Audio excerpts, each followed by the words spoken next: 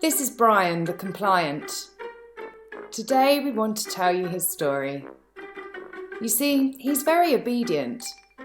He does what he's told. Brian follows orders because he wants to call himself a good citizen, a model citizen. One day, Brian is told that he would be in danger.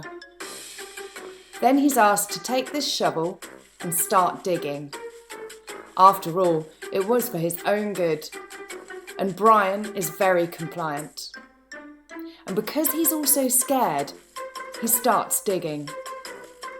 Little by little, Brian takes the ground from beneath his feet. Keep digging, Brian. A bit more. At some point, Brian finds himself at the bottom of this hole, but now he can't get out. Brian starts freaking out, and suddenly he remembers that he actually had several opportunities to lay the shovel down and get out of the pit. But instead, Brian continued to dig every time he was ordered. Eventually, he can no longer go back. You see, the shovel given to Brian is actually his consent to obey orders. Brian used his consent to dig the ground.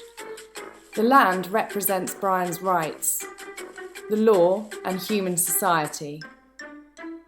Brian gave away some of his rights every day to follow orders that someone else gave him.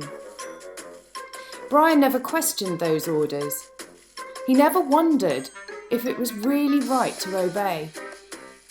But Brian was afraid, and his fear and his obedience brought him to the bottom of this pit. Today, many of us are digging. Some of us are not even figuring it out.